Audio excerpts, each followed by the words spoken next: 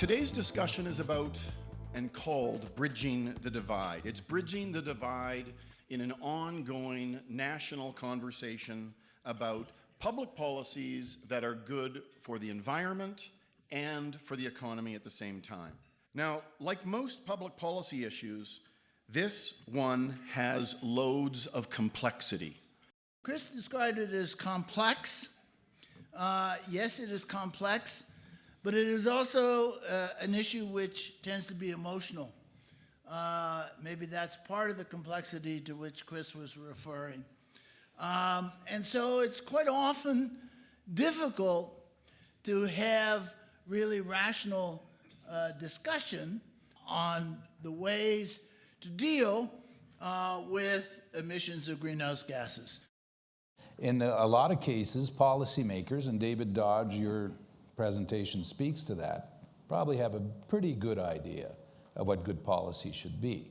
But how do you implement that and make it happen, align it with public opinion? And then the second part of that is how do you bring people to the table in a polarized environment, which I think is one of the things that most of us should worry about today in what we're witnessing on the pipeline debate and on a broader energy debate, is this polarization is making it extremely difficult for us to have that discussion among those who are interested in the policy outcome and the decisions we should be making. What we've been talking about here is about economics. Science and economics, both very important subjects, not perfectly understood. Periods of discovery go on forever, and we keep getting better and better at those things.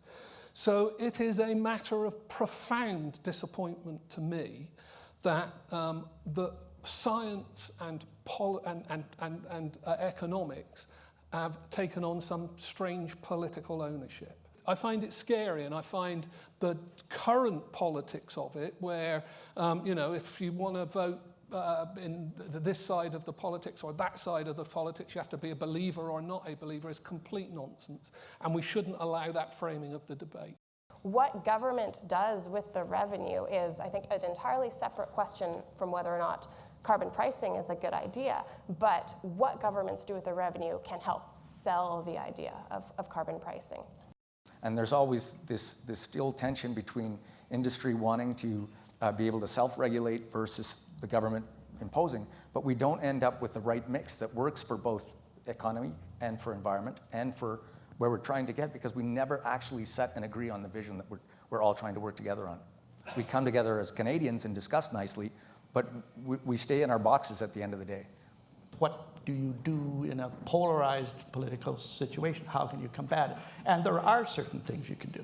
One thing is you can change the conceptual framework within which the debate occurs so that it's not quite so polarized.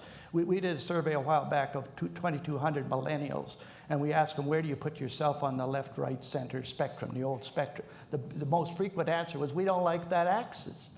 And so we tried to look for, are there some other axes that we can conduct a political discussion with you? Where are you on a democratic axis? Do you like bottom-up decision-making? Do you like top-down decision-making? Where are you on environment axis? Do you like solving problems by regulation? Do you like using market mechanisms? Where are you? Changing the conceptual framework for an issue can deal with the polarization. There are very few absolutes. So rights themselves do not exist in a hierarchy. There is an expectation of balancing and evidence before the government, let's say, takes a position that violates individual rights. There is a balancing required with respect to Section 35 and Indigenous peoples. And even in division of powers, there is a balance there between the federal and provincial governments. They are ultimately backstopped by some very powerful tools, that largely in favor of the federal government.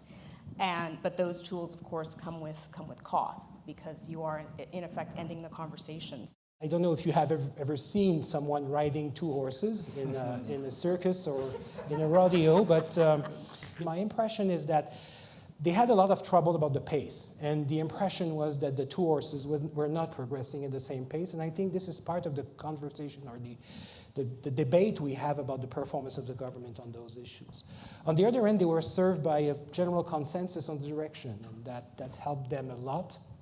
But what happened if you don't have the same pace, the same direction. You have two choices. You fall, or you pick one horse against the other. And this is probably where we are at this moment.